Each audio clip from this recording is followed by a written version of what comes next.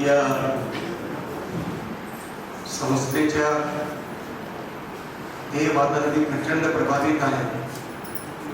अनाथ विद्यार्थ्यांच्या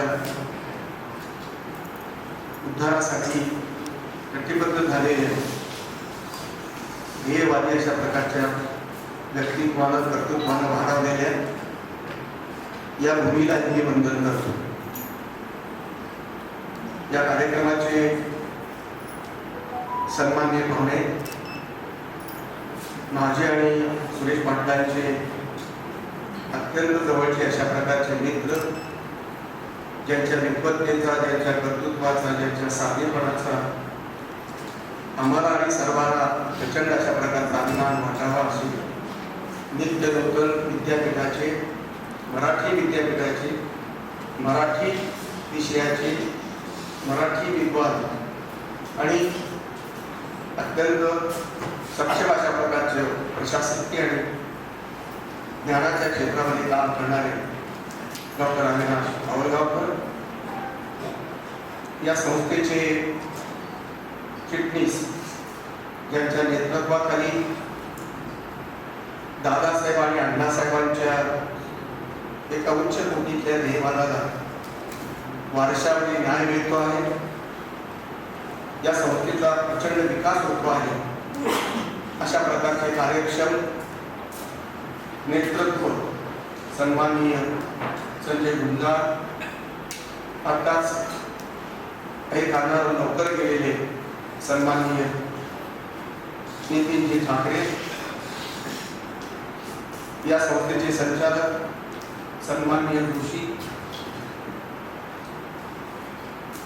या 3 पुस्तकाचे लेखक सन्माननीय डॉक्टर सुरेश पाटील, सौ पाटील वहिनी, त्यांच्या दोन्ही कन्या प्रज्ञा आणि परीक्षा, ज्ञानवर्षी ग्रंथाचे मान्यवर अशा प्रकारचे प्रतिभावांचे लेखक सन्माननीय प्राचार्य मागचौरे, सन्माननीय प्राचार्य भालेराव, मुख्याध्यापिका पाटीलताई, मुख्याध्यापिका वैद्यताई, प्राध्यापक कुलकर्णी, सौ कुलकर्णी, आमचे मित्र आणि या पुस्तकाचे लेखक समितीचे मुख्य अशा प्रकारचे संमित्र डॉक्टर बापू देसाई, डॉक्टर पगार पाटील,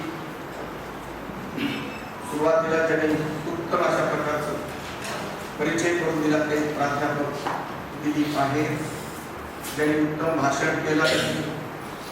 स्तुती करण्याच्या काळामध्ये योग्य अशा प्रकारच्या स्तुती करणारा योग्य असणारे सुरेश पाटील यांचं वर्णन आपल्या छोट्याशा भाषणात केले ते प्राध्यापक गिरीश जोशी.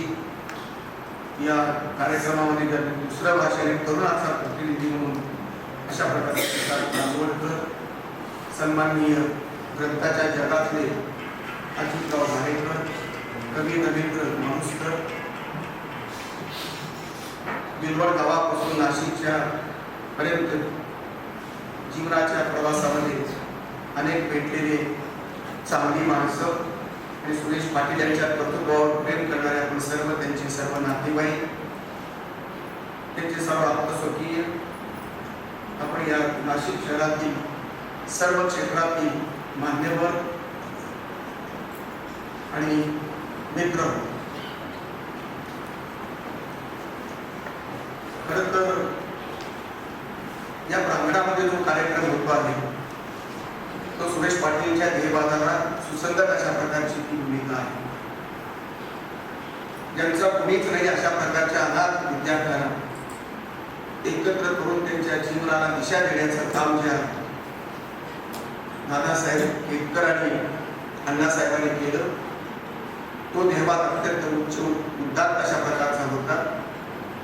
100 वर्षापूर्वीच्या ध्येयवादी माणसाचं प्रतिनिधित्व त्यांनी केलं आणि त्यातून अशा संस्था उभ्या राहिल्या आणि जवळजवळ 7-8 कॅम्पस मुंबई, रत्नागिरी, पुणे आणि नाशिकला या कामाचे संबंध एक जाळं उभं केलं आणि त्यामध्ये आजची पिढीतलं नेतृत्व करणारे डॉक्टर गुंजाळ या संबंध संस्थेचं नेतृत्व करत आहेत.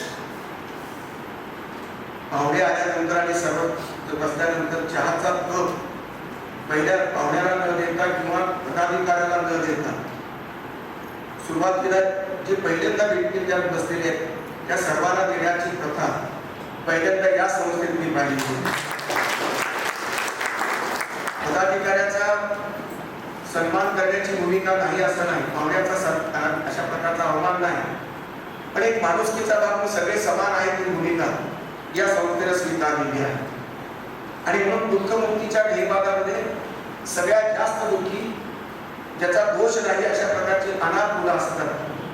दारिद्र्याच्या दृष्टीला अनाथ, आईबापाच्या दृष्टीला अनाथ, संस्कृती आणि सामाजिक आर्थिक दृष्टीने अनाथ असणारे विद्यार्थी या संबंध त्याचं पुण्य पेरण्याची प्रक्रिया जी दादासाहेबांनी सुरू केली त्याच पुण्याची पेरणी नवीन परिवेशामध्ये नवीन परिमाणामध्ये या संस्थेच्या विकासामध्ये आमचे मित्र नवे मित्र सन्मानित गुंजाळ साहेब करतायत ही मला अत्यंत कौतुकाची. सुरेश पाटील या शेवटच्या उत्तरार्धामध्ये आयुष्याच्या या ठिकाणी पोहोचले.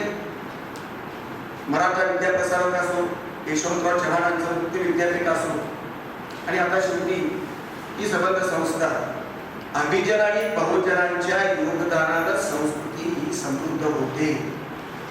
आणि म्हणून सुरेश पाटलांच्या आयुष्यामध्ये अभिजनांचा आणि बहुजनांचा वाटा अत्यंत महत्वाचा आहे. ब्राह्मण ब्राह्मेतर वादाच्या आग लागलेली असताना संबंध महाराष्ट्र जळत असताना त्या आगीला शांत करून अत्यंत विवेकानं जगण्याचा प्रयत्न करताना आपलं लेखन कार्य, आपलं ज्ञानाची भूमिका, आपली उपासनेची भूमिका, सत्य पेरण्याची भूमिका, शिक्षकाची भूमिका की दारिद्र्यातून जन्म घेतलेल्या सुरेश पाटलांनी या संबंध संस्थांच्या माध्यमातून सर्व संस्थांमध्ये इमानदारीने काम करण्याचा प्रयत्न केला. आणि त्याचं फलित म्हणजे हे 3 पुस्तकं आहेत. ते आत्मचरित्रच आहे याबद्दल माझ्या मनात शंका नाही, पण या चरित्रकारांनी आत्मचरित्राने जे लिहिलं ते पडताळून पाहण्याची संधी नंतर नाही याच क्षणाला मिळते आपल्याला. 3 पुस्तकामध्ये जे आत्मचरित्र लिहिलं, आत्मकथा लिहिली, आपल्या स्वतःची सुख दुःखाची मांडणी ती सहज मांडतात. त्याची बरोबर त्याची खरं खोटं जे करून पाहण्याची पद्धती जी एक निकष म्हणून आहे तो आपल्या ज्ञानवृत्ती ग्रंथातल्या 50 लेखकांनी तिथे पडताळून पाहिलेला आहे. आणि त्याची 3 पुस्तकाची पावती म्हणजे ज्ञानवृत्ती हा ग्रंथ आहे. एकाच वेळेला दोन्ही अंग स्वतः लेखक म्हणतो ते खरं की खोटं ही तपासण्याची उमाळी आपल्याला दिलेली आहे.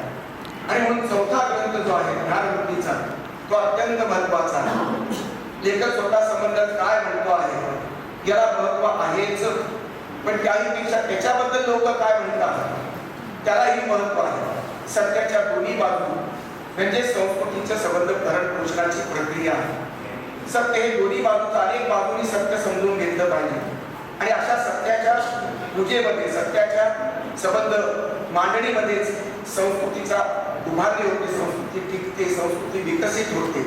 या संस्कृतीच्या विकासामध्ये सुरेश पाटलासारखे नायक जर आपल्याला दिसून आले, जास्त संख्या वाढली तर मग आणि अशा मित्राचा यथार्थ गौरव, वस्तुनिष्ठ गौरव, विवेकपूर्ण गौरव करणारे 50 लेखक आणि पाहुण्यामध्ये त्यांचे जीवनचे कंठेचे मित्र असणारे औरंगाबाद पण जे गुरुगुरु आहेत तरी सामान्यपणाचा भूमिका ते विसरत नाही. मित्राच्या दृष्टीने गुरुगुरु नाही असं म्हणणारा पहिलाच अविनाश सुरेश पाटलांची कमाई आहे. ही औरंगाबादची कमाई नाही, श्रीपाद सबनीसाची कमाई नाही. सुरेश पाटलांची जिव्हाळ्याची माणसं आहे. जिव्हाळ्याची माणसं ही सर्व समाजातली आहे. आणि म्हणूनच या संबंध संस्थेच्या या प्रांगणामध्ये हा कार्यक्रमाला सर्व अर्थाने महत्वाचा वाटतो आहे. इथे सर्व समाजातल्या लोकांचं प्रतिनिधित्व तुम्हाला दिसत आहे. आणि म्हणून हा भाग नाशिकचं केंद्र हे महाराष्ट्राच्या संस्कृतीचंही महत्वाचं केंद्र आहे. कुसुमाग्रजाचं नाशिक, रामायणातल्या रामाचं नाशिक आणि आधुनिक काळातल्या वामनदादा कर्डकांचं नाशिक, शांताबाई दानीचं नाशिक असे नाशिकला वेगवेगळी सांस्कृतिक परिमाण आहे, सामाजिक परिमाण आहे. अशा या नाशिकच्या शहरामध्ये सुरेश पाटलांचं बहुतांशी आयुष्य महत्वाच्या 3 संघटना 3 संस्थात्मक आयुष्य जगण्याचा योग त्यांना आलेला आहे. आणि म्हणून त्यांची पाटीलकी खरं म्हणजे दारिद्र्याचा संदर्भ घेऊन येते आहे. असा महाराष्ट्रातला एकमेव अनेक हजारो पाटील आहेत की जे गरीब आहेत, जे दुःखी आहेत, जे दरिद्री जन्मसंदर्भातून उगाला आलेले. पण या सर्व दरिद्री पाटलांचं प्रतिनिधित्व करण्याचं काम ही आत्मकथा करते आहे. एका पाटलाची आत्मकथा आणि ती श्रीमंत आत्मकथा, एका गरीबी माणसाची, गरिबी भोगणाऱ्या माणसाची इतकी श्रीमंत सांस्कृतिक दृष्ट्या संपन्न अशी आत्मकथा मी पहिल्यांदा अनुभवतो आहे. हजारो पुस्तकाच्या वाचनानंतर दलित साहित्याच्या मित्र चरित्र आणि आत्मचरित्र याच्यामध्ये फार घोटाळा करण्याचं कारण नाही, मी करत नाही. परंतु हे आत्मचरित्र लेखकांनी म्हटलं आणि बऱ्याच ठिकाणी लिहिले आहे, पण हे अनेकांचं चरित्र आहे. त्याच्यामध्ये विशेषतः जी सभोवतालची माणसं आहेत, ते माणसाचं माणूसपणाचं चरित्र जरी असलं तरी ते व्यक्तिगत स्वरूपामध्ये त्यांची जे संबंध ज्या ज्या लोकांशी आलेले त्यांचं ते चरित्र आहे, अंशतः चरित्र. अशा लोकांच्या आत्मचरित्राची आणि चरित्राची सरमिसळ एकाच पुस्तकातून आणि एकाच आयुष्यामध्ये करण्याचा प्रयत्न आमच्या सुरेश पाटलांनी केलेला आहे. न रडणारा पाटील, गरिबी भोगताना, अनेक प्रकारची दुःख भोगताना, आई रडत नाही आणि मुलगा रडतो, हा विसंवाद त्याच्या आयुष्यातला एक पेच आहे. त्यांचं रडणं हे आत्मकथेच्या पानाला दिसलं नाही, वाचकाला दिसलं नाही, संगड्याला दिसलं नाही, पण त्यांच्या अंतःकरणातला मात्र पाटील हा सुरेश त्याच्यातला रडत होता. त्याचं आक्रंदन हे मूक आहे, मौनातलं आहे. आणि मौनातलं आक्रंदन, मौनातला आक्रोश हा भयानक असतो. आणि म्हणूनच ते दृश्य रडणं नव्हे तर अदृश्य रडणं आहे. सबंध रडायचं तर किती, अश्रू आणल्यानंतर रडणं येत नाही, अश्रू येत नाही. म्हणून त्या माणसाला दुःख नाही असलं. दुःख म्हणजे सुरेश पाटील आणि सुरेश पाटील म्हणजे दुःख, अशी याची शोकांतिक आयुष्याची झाली. तिला दर्द देण्याचं आपल्या चिंतेनं, आपल्या कर्तृत्वानं, आपल्या ज्ञाननिष्ठेनं, आपल्या माणुसकीच्या विचारानं, आपल्या विवेकपूर्ण वागण्यानं, लिहिण्यानं 42 आणि 45 पुस्तकाच्या लेखनातून हे विवेकाची पेरणी त्यांनी संबंध महाराष्ट्राच्या सांस्कृतिक नकाशामध्ये केलेली आहे. मित्र हो, आमच्या 2 पुस्तकाचं तरी संदर्भ किमर आणि हेडकर नावाचं प्रतिकृतीमध्ये जन्माला आलेला माणूस आहे की दोन्ही वनस्पती या पाटलाच्या, सुरेश पाटलांचं प्रतीक आहे आणि म्हणून त्या जवळच्या वाटतात. पण त्याचं एक ही प्रतिमा, ही प्रतीक, हे उपमा त्यांना शोभण्यासारखी नाही. कारण हे काटेरी झाड आहे, ते औषधी झाड आहे, हे बरोबर आहे. ते प्रतिकृतीमध्ये जगतं, हे बरोबर आहे. ते अत्यंत दुर्मिळ आहे, पण सातत्य येत राहतं, वाढत राहतं. ऊन पावसामध्ये नक्की वाढतो, हे बरोबर आहे. सुरेश पाटील सुद्धा संघर्षाची मात करत ते जगत आहे. पण कुणालाही त्यांच्या आयुष्याचा काटा कुणालाही दिसला नाही. त्यांच्या आयुष्याची महत्वाची अशा प्रकारचं वैशिष्ट्य आहे. आणि म्हणून दुष्काळामध्ये सर्व प्रकारचा, परिस्थितीचा दुष्काळ, सुखाचा दुष्काळ, आनंदाचा दुष्काळ, पावसाचा दुष्काळ आणि संबंध माणूस नात्याच्या प्रेमाचा दुष्काळ, या दुष्काळामध्ये सुद्धा हे जगले आणि ते अभिमानानं, स्वाभिमानानं जगलेले आहे. आणि म्हणून अशा प्रकारचे हे सुरेश पाटलांचं आयुष्य अत्यंत महत्वाचं आहे. ज्या संस्थेवर त्यांनी सुरुवात केली त्या संस्थेचे विद्यमान नेतृत्व ॲडव्होकेट नितीन ठाकरे सारखी माणसं, वकील संघाचं नेतृत्व करणारा माणूस, एका भयंकर अशा प्रकारच्या म्हणजे सर्व अर्थात जाळ्या पसरलेल्या मराठा विद्याप्रसारक संस्थेचा सरचिटणीस 2 मिनिटाच्या भाषणामध्ये माझं लक्ष वेधून गेलं. प्रचंड महत्वाचं भाषण त्यांनी केलं. कारण त्यामध्ये एक वाक्य त्यांचं महत्वाचं ठरलं. ते या संस्थेचं नेतृत्व करतायत, वकील संघाचं नेतृत्व करतायत. सुरेश पाटलांपेक्षा वयाला कदाचित मोठे आहे, पण सुरेश पाटलाचं मी मार्गदर्शन घेतलं हे सांगण्याचं फारच ठाकरेंनी केलं. आणि म्हणूनच त्यांचं भाषणही मला अपील झालं, त्यांचं व्यक्तिमत्व अपील झालं. आता सुरेश पाटील मोठे की नितीन ठाकरे मोठे, मार्गदर्शन करणारा मोठा असतो आणि म्हणून सुरेश पाटलांना त्यांनी मोठेपण दिलं. खरं जाहीरपणे सांगलं की फार मोठी गोष्ट आहे. माझ्या दृष्टीने सुरेश पाटलांपेक्षा नितीन ठाकरेच मोठे आहे. कारण त्यांनी कबुली केली संदर्भ या संबंध कार्यक्रमामध्ये त्यांचे संदर्भ मला महत्वाचे वाटले. आवडगावकरांनी एक महत्वाचा मुद्दा मांडलेला आहे. गहिवराची संबंध आत्मकथा आहे. त्यांच्या जीवनातला गहिवर त्यांनी मांडला. हा व्यक्तिगत जीवनातला जरी मांडला असला तरी तो सामूहिक जीवनातल्या सर्व गरिबांचा गहिवर आहे. ब्राह्मण गरिबाचा आहे, गरीब मराठ्यांचा आहे, गरीब माळ्या खोळ्याचा आहे, गरीब दलिताचा आहे. जगातल्या सर्व गरिबांचं प्रतिनिधित्व करणारी ही पाटलांची आत्मकथा आहे आणि म्हणून गहिवराची शोककथा आहे आणि म्हणून ही मला महत्वाची वाटते. मित्रहो, दुःख आणि साहित्याचं नातं जवळचं आहे आणि म्हणूनच हे संबंध त्याचा साहित्यातला हा जो गहिवर आलेला असल्याच्या शब्दातून जाणवतो तो महत्वाचा आहे. या संबंध पातळीवरती विचार करताना त्याच्या ही संबंध भोवतालची माणसं त्यांनी टिपली ते काही अर्थात आत्मकथात नक्कीच आहे. कारण ती माणसं त्यांच्या आयुष्यातली माणसं आहेत. तटस्थपणे लिहिलं जरी असलं तरी माणसं जिव्हाळ्याची की माणसं खास त्यांची आहे. मला सगळ्यात महत्वाचं वाटलं की इतर पुस्तकामध्ये त्यांची जरी अशा प्रकारची वेगवेगळी मांडणी असली तरी या भोवतालच्या माणसामध्ये जी माणसं चित्रित केली ते पुस्तकाच्या पानावरती चित्रित केली, पण मुखप्रश्नावरती त्या माणसांचे फोटो दिलेले आहेत. ते फोटो त्यांच्या मनाच्या सच्चेपणाचं, याच्यामध्ये सामान्य असामान्य आहे, याच्यामध्ये कुलगुरू आहे, याच्यामध्ये शेतकरी आहे, याच्यात नातेवाईक आहे, याच्यात त्यांचे शहरी आहे, ग्रामीण आहे, सर्व द्वंद्वाचं निरस करणारा अशा प्रकारच्या लेखणीतून साकारलेलं हे पुस्तक आहे.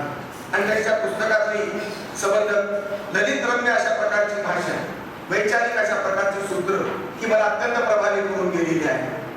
त्यांची वाक्य अशी पुस्तकातली, पण पोटाची आग पोरा टेकवर आणून ओढून आणायची.